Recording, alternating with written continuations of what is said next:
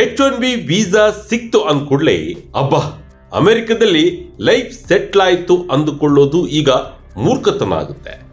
ಯಾಕಂದ್ರೆ ವೀಸಾ ಸಿಕ್ಕರೂ ಕೆಲಸನೇ ಹೋಗ್ಬೋದು, ಕೆಲಸವೇ ಇಲ್ಲದೆ ವೀಸಾನು ಉಳಿಯಲ್ಲ, ವೀಸಾ ಇಲ್ಲದೆಯೇ ಕೆಲಸನೂ ಸಿಗಲ್ಲ. ಅಂತ ತ್ರಿಶಂಕು ಸ್ಥಿತಿಯಲ್ಲಿ ಅದೆಷ್ಟೋ ಭಾರತೀಯ ಉದ್ಯೋಗಿಗಳು ಈಗಾಗಲೇ ಸಿಕ್ಕಾಕೊಂಡು ಒದ್ದಾಡಿ ಹೋಗಿದ್ದಾರೆ. ಆದರೆ ವಿದೇಶದಲ್ಲಿ ಹೋಗಿ ಓದು ಉದ್ಯೋಗ ಮಾಡ್ತಿದ್ದೀವಿ ಅಂದರೆ ಪ್ಲಾನ್ ಬಿ ಸದಾ ಸಿದ್ಧ ಆಗಿರಬೇಕು. ಆದರೆ H1Bಗೆ ಪರ್ಯಾಯ ಏನಿದೆ, ಅತಂತ್ರ ಪರಿಸ್ಥಿತಿ ಎದುರಾದರೆ ಏನು ಮಾಡಬೇಕು ಅನ್ನೋದರ ಬಗ್ಗೆ ಒಂದಷ್ಟು ಮಾಹಿತಿ ಇಲ್ಲಿದೆ. H1Bಗೆ ಪ್ಲಾನ್ ಬಿ ಯಾಕೆ ಮುಖ್ಯ? ಉದ್ಯೋಗಿಗಳ ಮೇಲೆ ಲೇ ಆಫ್ ಕತ್ತಿ.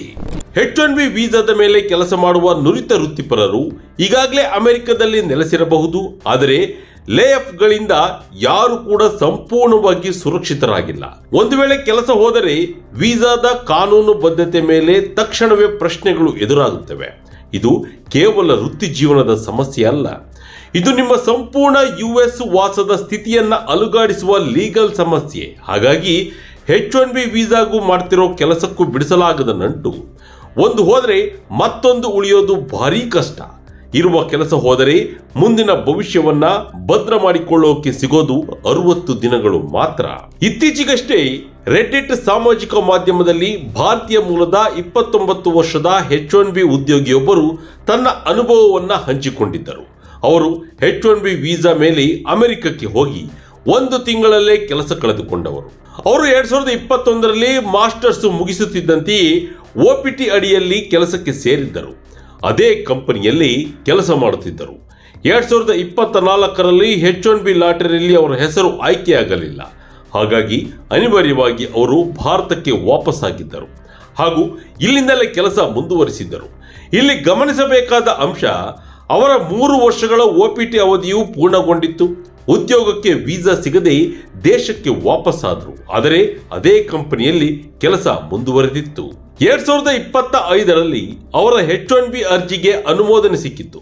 ಸಂತೋಷದಿಂದಲೇ USಗೆ ವಾಪಸ್ಸಾದರು. ಆದರೆ ಕೆಲವೇ ವಾರಗಳಲ್ಲಿ ಅವರನ್ನ ಕೆಲಸದಿಂದ ತೆಗೆದುಹಾಕಲಾಯಿತು. ಇದೊಂದು ರೀತಿಯ ವಿಚಿತ್ರ ಪ್ರಕರಣ ಅಂತ ಅನಿಸಿದ್ರು ವಾಸ್ತವದ ಸ್ಥಿತಿಯೂ ಹಾಗೇ ಇದೆ. ಕಂಪನಿಗಳು AI ಅಳವಡಿಸಿಕೊಳ್ತಿರೋದು, ಅದಕ್ಕೆ ಹೊಂದಿಕೆಯಾಗುವ ಹೊಸ ಟ್ಯಾಲೆಂಟ್ಗಳತ್ತ ನೋಡ್ತಿರೋದು, ಹಾಗೆ ಸ್ಥಳೀಯರಿಗೆ ಹೆಚ್ಚು ಉದ್ಯೋಗ ಕೊಡುವ ಒತ್ತಡಕ್ಕೆ ಸಿಲುಕೋದ್ರಿಂದ ವಿದೇಶಿಯರ ಉದ್ಯೋಗದ ಮೇಲೆ ತೂಗುಗತ್ತಿ ನೇತಾಡುತ್ತಿದೆ. ಇತ್ತೀಚೆಗೆ ದಿಢೀರ್ ಲೇ ಆಫ್ ಮಾಡುವ ಪ್ರಕರಣಗಳು ಹೆಚ್ಚಾಗುತ್ತಿವೆ.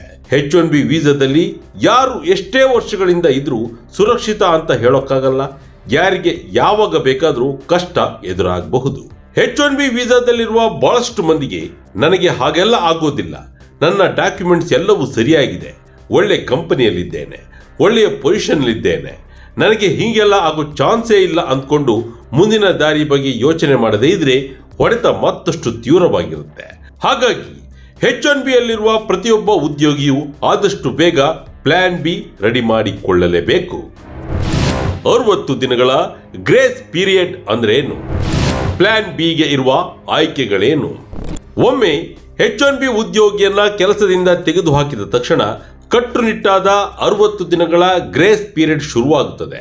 2 ತಿಂಗಳು ದೊಡ್ಡ ಅವಧಿಯಂತೆ ಕಾಣಬಹುದು. ಆದರೆ ಹೊಸ ಕಂಪನಿಯನ್ನು ಹುಡುಕೋದು, ಸೂಕ್ತ ಕೆಲಸ ಸಿಗೋದು, ವೀಸಾ ವರ್ಗಾವಣೆ ಪ್ರಯತ್ನಿಸುವುದು, ಹಾಗೆ ಇದೆಲ್ಲವನ್ನು ಮಾಡೋಕ್ಕೂ ಮುಂಚೆ ಕೆಲಸ ಕಳೆದುಕೊಂಡ ಆಘಾತದಿಂದ ಹೊರಬರೋಕೆ ಈ ಸಮಯ ತೀರಾ ಕಡಿಮೆ. ಹೊಸ ಕೆಲಸ ಪಡೆಯುವ ಭರವಸೆಯಲ್ಲಿ ಮಾತ್ರನೇ ಅವರಿಗೆ ಉಳಿದಿರುತ್ತೆ. ಈ 60 ದಿನಗಳ ಗಡುವಿನ ಬಗ್ಗೆ USCIS ನಿಯಮಗಳು ಸ್ಪಷ್ಟವಾಗಿವೆ. ಈ ಗ್ರೇಸ್ ಪೀರಿಯಡ್ ಅಮೆರಿಕದಲ್ಲೇ ಇರುವಾಗ ಮತ್ತು ಕೆಲಸ ಕಳೆದುಕೊಂಡ ನಂತರ ಮಾತ್ರ ಅನ್ವಯಿಸುತ್ತದೆ. ಉದಾಹರಣೆಗೆ, ನೀವು ಡಿಸೆಂಬರ್ 1ರಂದು ಕೆಲಸ ಕಳೆದುಕೊಂಡರೆ ನಿಮ್ಮ I-94 ಮಾರ್ಚ್ 2026ರವರೆಗೆ ಇದ್ದರೂ ಜನವರಿ 31ರ ಒಳಗೆ ಹೊಸ ಕಂಪನಿಯನ್ನು ಹುಡುಕಬೇಕು. ವೀಸಾದ ಸ್ಟೇಟಸ್ ಬದಲಾಯಿಸಬೇಕು ಅಥವಾ ದೇಶದಿಂದ ಹೊರಡಬೇಕು. ಅಕಸ್ಮಾತ್ ನೀವು ಅಮೆರಿಕದ ಹೊರಗಿದ್ದರೆ, ನಿಮ್ಮ I-94 ಅವಧಿ ಮೀರಿದ್ದರೆ ಅಥವಾ ವೀಸಾ ನಿಯಮಗಳನ್ನು ಉಲ್ಲಂಘಿಸಿದರೆ ಆಗ ಈ 60 ದಿನಗಳ ಗ್ರೇಸ್ ಪೀರಿಯಡ್ ಸಿಗೋದಿಲ್ಲ. ಸಾಮಾನ್ಯವಾಗಿ ಎಂತಹದ್ದೇ ಬೃಹತ್ ಕಂಪನಿಯಾಗಿದ್ದರೂ ಅದರಲ್ಲಿ ರೀಸ್ಟ್ರಕ್ಚರಿಂಗ್ ಅನ್ನೋದು ಆಗುತ್ತೆ. ಆಗ ಬಹಳಷ್ಟು ಜನರು ಕೆಲಸ ಕಳೆದುಕೊಳ್ಳಬಹುದು, ಮಾಡ್ತಿರೋ ಕೆಲಸ ರೀತಿ ಬದಲಾಗಬಹುದು ಅಥವಾ ಟ್ರಾನ್ಸ್ಫರ್ ಆಗಬಹುದು.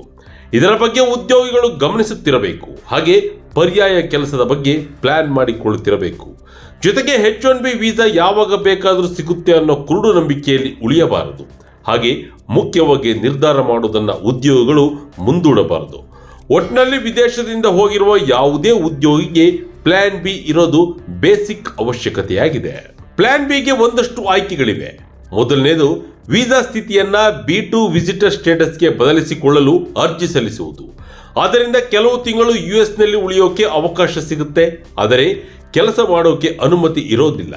ಕೆಲಸ ಹುಡುಕಿಕೊಳ್ಳಬಹುದು. ಎರಡನೇದು, F1 ಸ್ಟೂಡೆಂಟ್ ವೀಸಾಗೆ ಬದಲಿಸಿಕೊಳ್ಳೋದು. ಇದಕ್ಕಾಗಿ US-ನಲ್ಲಿ ಹೊಸ ಕೋರ್ಸ್ಗೆ ಸೇರುವುದು ಅಥವಾ ಓದನ್ನ ಮುಂದುವರಿಸಬೇಕಾಗುತ್ತದೆ.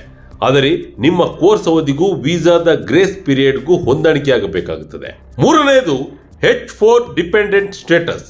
ನಿಮ್ಮ ಸಂಗಾತಿಯು H1B ಸ್ಥಿತಿಯನ್ನು ಹೊಂದಿದ್ದರೆ H4 ಸ್ಥಿತಿಗೆ ಬದಲಾಯಿಸುವುದು ಸುರಕ್ಷಿತ ಆಯ್ಕೆಯಾಗಿದೆ. ಇದರಿಂದಾಗಿ ದೇಶ ಬಿಡುವ ಪರಿಸ್ಥಿತಿಯಿಂದ ತಪ್ಪಿಸಿಕೊಳ್ಳಬಹುದು. H4 EAD ಸಿಕ್ಕರೆ ಕೆಲಸವನ್ನ ಮಾಡಬಹುದು. ನಾಲ್ಕನೇ ಆಯ್ಕೆ, ಭಾರತಕ್ಕೆ ವಾಪಸ್ಸಾಗುವುದು. ಗ್ರೇಸ್ ಪೀರಿಯಡ್ನಲ್ಲಿ ಇರುವಾಗಲೇ ಅಮೆರಿಕದಿಂದ ಹೊರಡೋದು ಉತ್ತಮ. ಇಲ್ಲವಾದರೆ ಮುಂದೆ ಮತ್ತೆ ಅಮೆರಿಕಕ್ಕೆ ಹೋಗುವ ದಾರಿಯು ಕಠಿಣ ಆಗುತ್ತೆ.